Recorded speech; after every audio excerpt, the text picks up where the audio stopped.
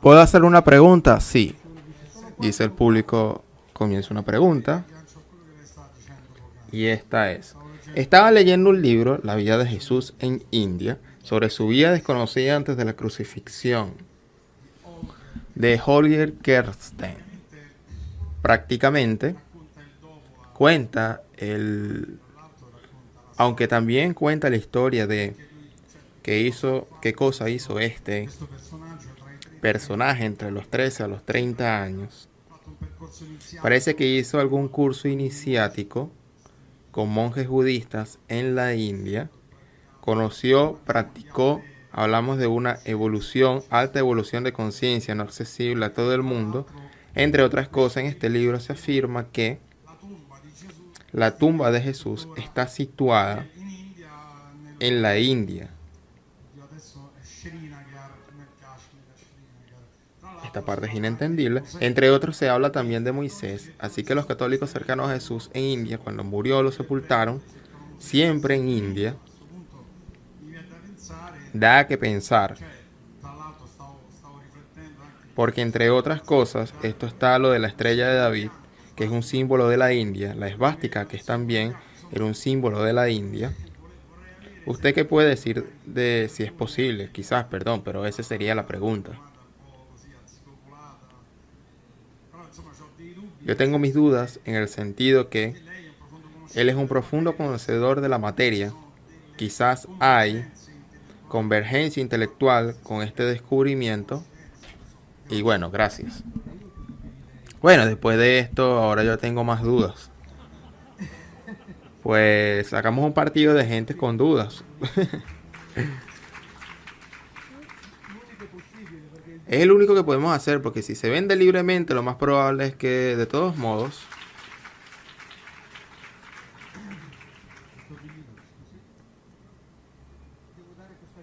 debo dar esta respuesta porque de otra forma crearía otra duda. Digamos esto. Leyendo obviamente el Evangelio y leyendo un poco de lo que era la situación, cultura social judía de ese momento, si yo tuviera que dar un parecer mío, ya que me lo ha preguntado, sobre la preparación de Jesús, a mi parecer que se preparó una de las dos grandes escuelas rabínicas del templo, que eran la escuela de Rabbi Nem y la escuela de Rabbi Shammai, que eran escuelas puristas, más rigurosas, al contrario a la otra. Tendía a interpretar la antigua escritura según el sentido común, la de Shammai, la de Hillel, y la que en las afirmaciones que hacía Jesús encuentro precisamente las mismas afirmaciones que hacían los maestros de esta escuela. Por decirlo así, lo que interpretaba la escritura según el sentido común, la cual estaba enfrentada a la escuela purista que decía: si como Moisés dijo que te puedes divorciar de tu mujer, que la puedes arrojar a la calle por haberte dado la comida demasiado caliente, en vez de eso Jesús dice: no, calma, Moisés dijo esto, pero lo dijo en caso de adulterio, si ella comete adulterio. Muy evidente ahora, de otra forma no puede. No fuiste hecho para el sábado, pero el sábado fue hecho para ti, lo decía la misma escuela. Él la cita mucho, por ejemplo, en el Evangelio de Mateo, lo cita muchísimo, y también los llamados profetas menores. Así que si debo, basándome en las escrituras que yo leí, decir dónde se preparó, yo diría que se preparó una de estas dos escuelas rabínicas del templo, la de Shammai o la de Hillel. Después, sobre lo que hizo después de su muerte, así es como dicen esas historias, de que se dirigió al oriente, así es como se dice en la historia, y por el contrario dicen que fue a occidente. La famosa historia de los tres en Francia, la dinastía de los merovingios, a través de la princesa Sara, que es la hija de Eli, de Magdalena, y que si nos ponemos a analizar el campo de las hipótesis es larguísimo, por lo cual nadie podría tomar un camino o una posición clara. Pero entre otras cosas he escuchado citar, no sé si recuerdan el discurso en el cual Jesús tiene la llamada transfiguración, que él se encontraba en el monte con Pedro, etcétera, sus apóstoles, y Jesús asume, digamos, en un estado físico particular, luminoso, etcétera, etcétera, etcétera, y se le presentan a Moisés y Elías. Lo curioso es que Moisés y Elías, junto con Enoc, son los dos personajes que en la Biblia se dice que no murieron. Elías se fue llevado por los Elohim a través de un ruach, que le dicen carros de fuego en la traducción, y nadie supo más nada de él. De Moisés se dice que en la Biblia esto es curioso porque la Biblia dice, cuando decide retirarse a morir, él gozaba de perfecta salud. Y va a morir, porque no tenía permitido entrar en la tierra de Israel, etc. Él va a morir en la tierra de Moab. Pero nadie lo ve morir. No se sabe dónde está su tumba.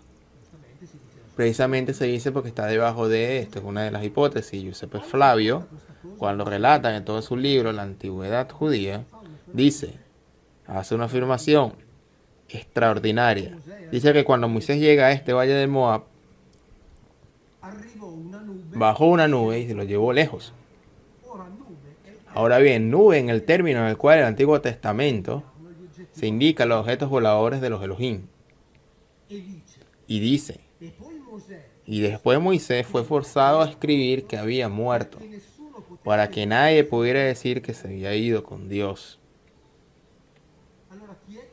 Así que, ¿quién se le presenta a Jesús? Dos que habían sido llevados por los Elohim, Moisés y Elías. Puede ser una coincidencia, ¿eh?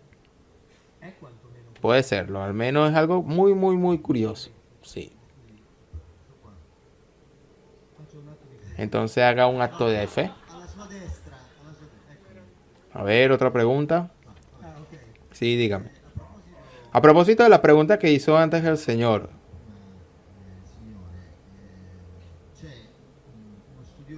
Esta parte no se le escucha. Un estudio de los 70, Rubén Adriana, no se le conoce, no sé si usted lo conoce. Hizo un estudio filológico de los evangelios y según él,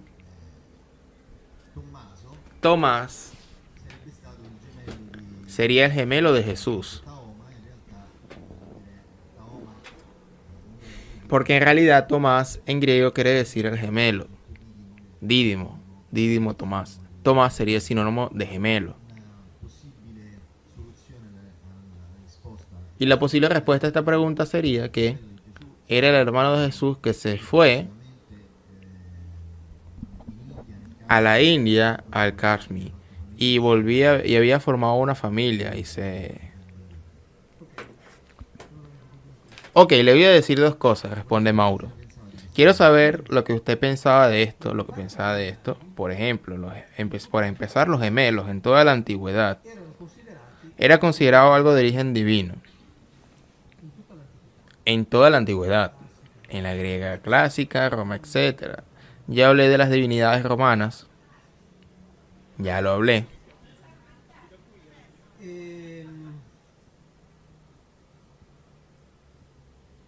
Y ocurre que cuando intervenían estos Elohim, se producía en efectos partos gemelos. Pensemos en el ejemplo típico de Jacob y Esaú.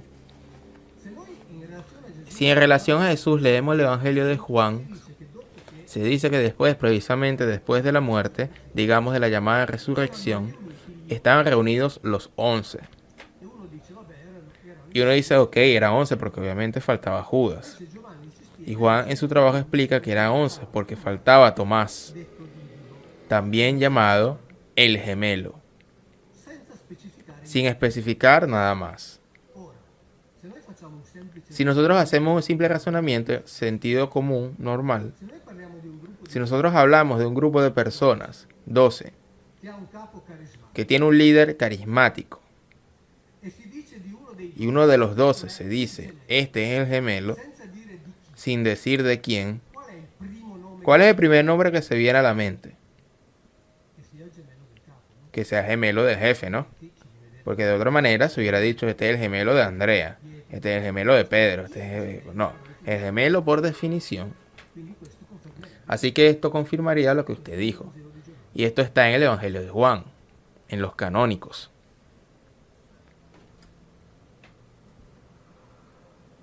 Sí. Esta pregunta, exactamente. Así que de hecho, Él puede ser el resultado de la intervención de uno de ellos. El hecho de que haya podido tener un gemelo, por ejemplo, explicaría otra razón o otra cosa. Cuando Judas lo señala, como ustedes saben, le da el famoso beso para reconocerlo.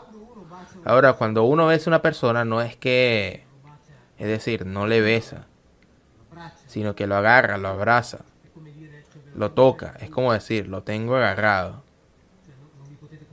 Así, para que no se confunda, se los muestro de esta manera. Era de noche, era un jardín y no había mucha luz. Era un bosque y entonces va Judas y lo abraza, lo besa y lo tiene agarrado, como dije, se aferra a él. Si era, lo lleva preso la cohorte, que era la sexta parte de la 10ª parte de una legión, es decir, 600 hombres armados, para ir a detener a 12 niños vendedores de flores, imagínense. Que decían, si nos dan una afetada, vamos a dar el otro lado, ponemos la otra mejilla, hagan el bien a todos. 600 hombres para apresar a 12 vendedores de flores. Me la creo. Sí, exacto. No es casualidad.